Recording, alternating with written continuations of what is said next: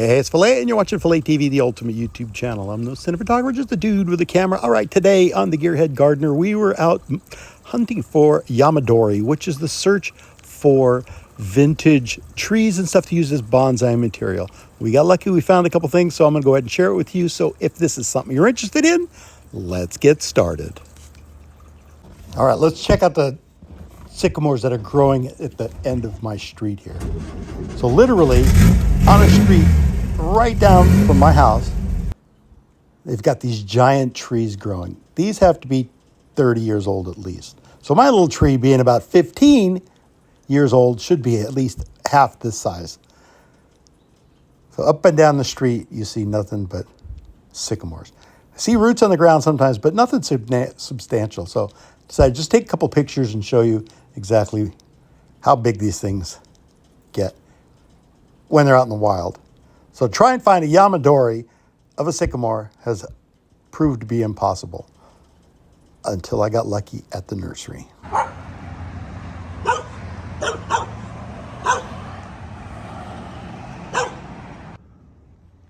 Okay, collecting Yamadori is searching in the wild for little saplings and little trees and little shrubs that you could use as pre-bonsai.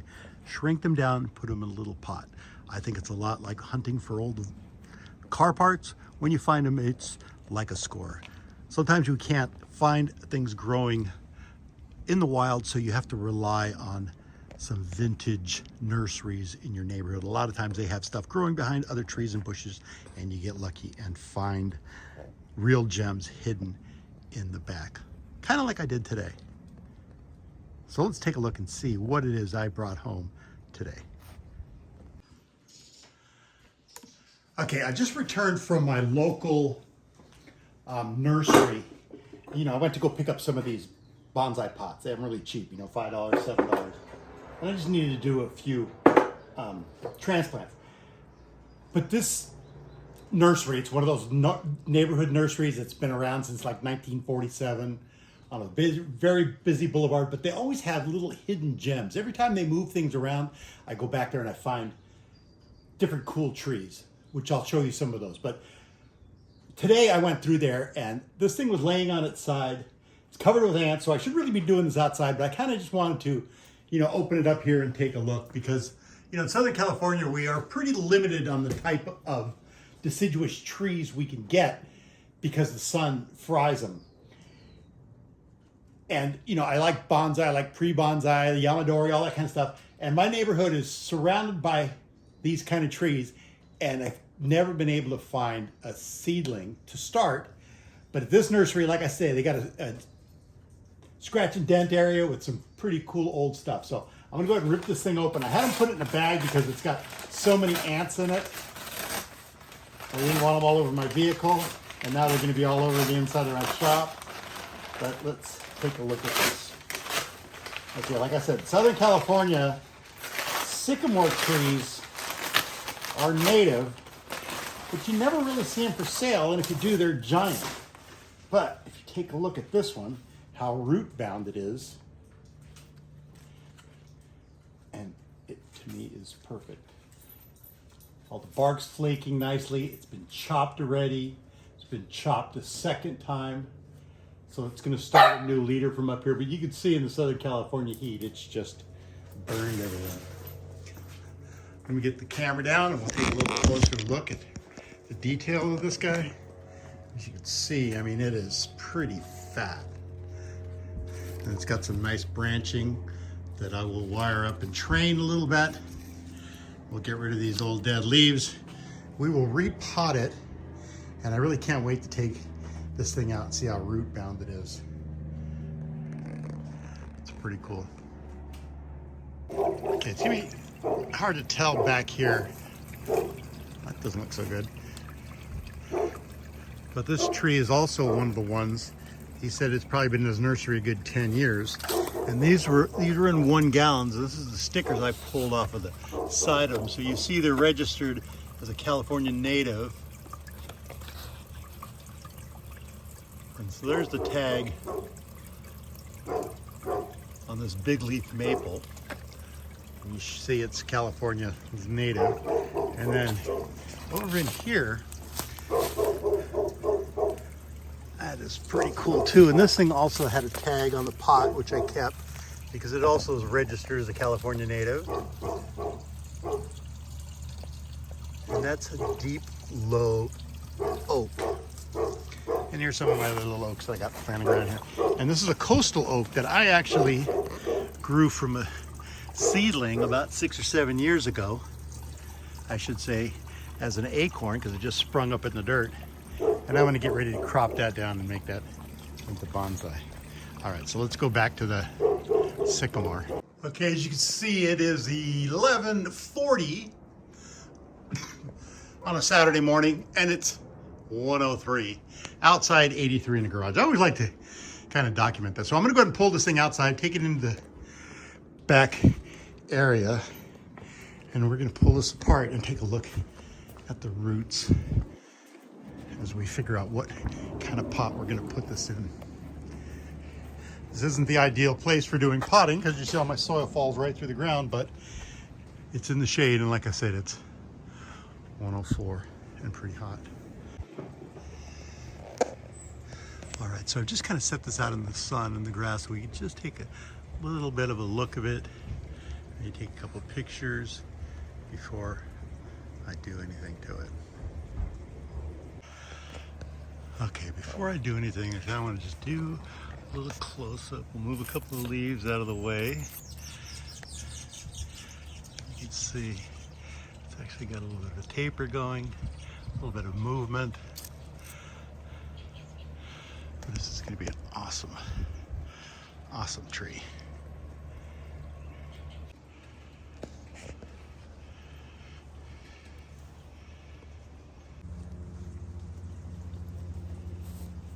Okay, as you can see, this thing is root bound underneath. Look at all those beautiful roots. It's literally like a whole layer of roots underneath here. That's crazy. I mean, I don't know how long this thing's been sitting there, but it's kind of laying on its side. In, like I said, the scratch and dent area of the nursery. All right.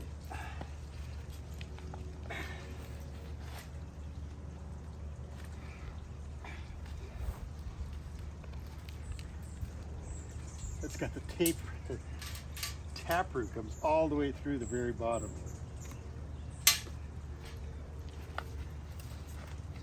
I think we're just gonna have to cut this.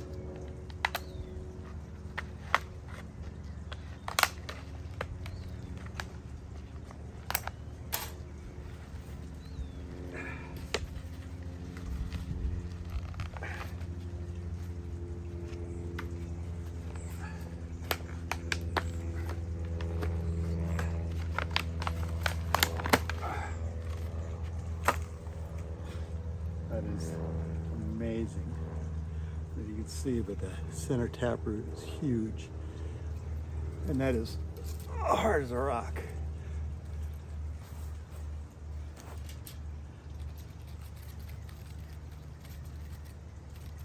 I can't find my other fork, so I'm using one in the kitchen.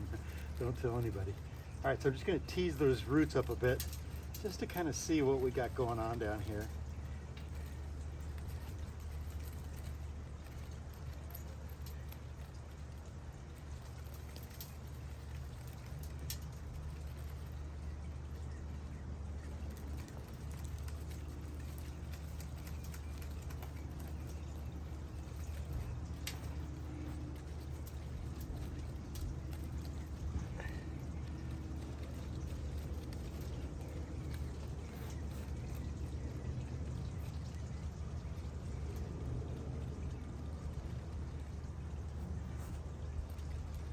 So the guy doesn't remember how long this tree has been here, but like the other oak and big leaf maple that I found, I'm guessing that they've been there 10 or 15 years, if not longer. I even came up with a couple of Sunny Sister vine maples that were growing back there. And my Thrumpenberg came from there. Same thing in the scratch and dent area. Look at that, it's got some nice Nabari going on. All right, so I'm not going to cut too much of the root because it is still the beginning of autumn, and I'm just gonna wait like another month or two. So I'm gonna go ahead and put it into another pot with some soil and get things to loosen up and start moving, and then I'm gonna trim this up a little bit. In fact, I'm gonna cut some of those dead leaves off now. I mean, they're all gonna go immediately anyways, but we have new leaf buds, so I'm just gonna pull off whatever leaves I can. But some of these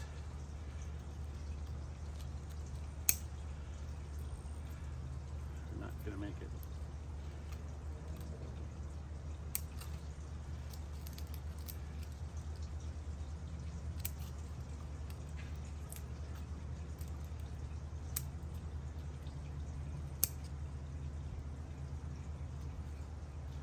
Huh, pretty cool. This thing is just recently broke, so I'm gonna just go ahead and remove it completely. I don't know where from. And I know it's late in the season, but we're gonna see what we can do with this, because you never know how well this will strike.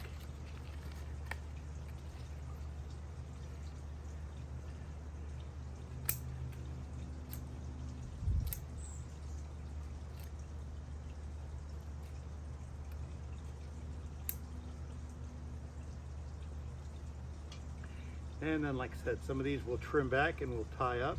There's another one that's broken from it was laying on its side like this in the nursery.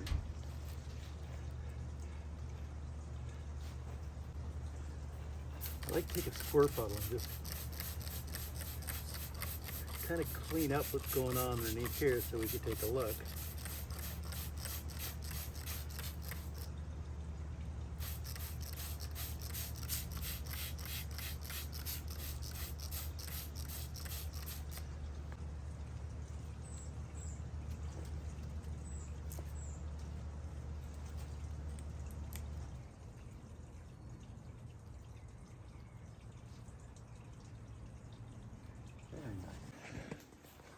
Okay, and of course, since I've introduced water to it, now you see all the ants are starting to come out.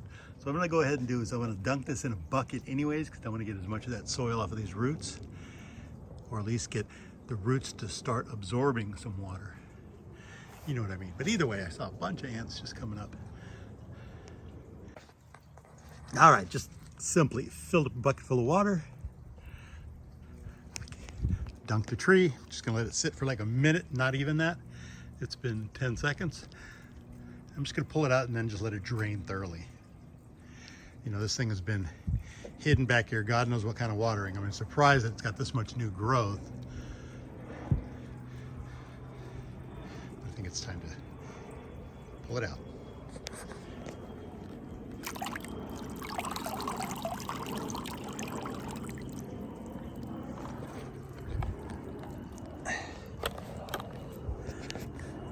All right, that should be enough.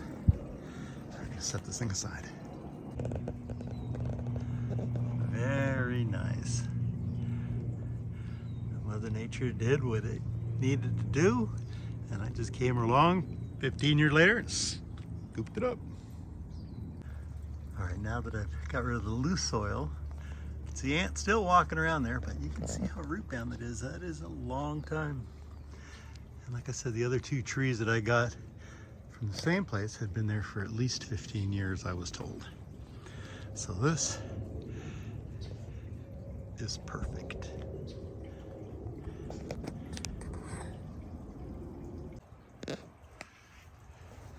Okay, so I've walked around this little tree a couple of times trying to figure out which is going to be the front, which will be the back. And I'm noticing branches growing in weird directions because it was laying on its side. This one's got to come all the way over here.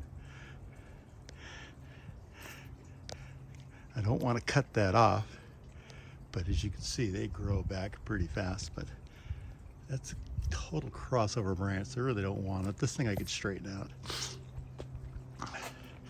Let's go indoors. Okay, here's a nice look at it. It's got a nice movement to it, right? Which just gives it that traditional shape. And that's all natural. Nothing's been wired just yet. Like I said, I'm going to move a couple of these branches around create the pyramid look. And I'm going to reduce most of the roots because I'm going to put it into this bonsai pot here. Maybe, unless I find another one. You can see I still got a couple of ants. So until then, I'm just going to put it into this pot. It's a little bit bigger. And I'm going to fill it up full of soil. And I'm going to put it out in the nursery. And then we're going to revisit this in just a couple of months when we really doctor it up and wire it. So that's it. I'm going to end the video here. Thanks for watching. Don't forget to like, share, and subscribe. Remember, this is the Gearhead Gardener on PHILA TV. Thanks for watching. Ciao.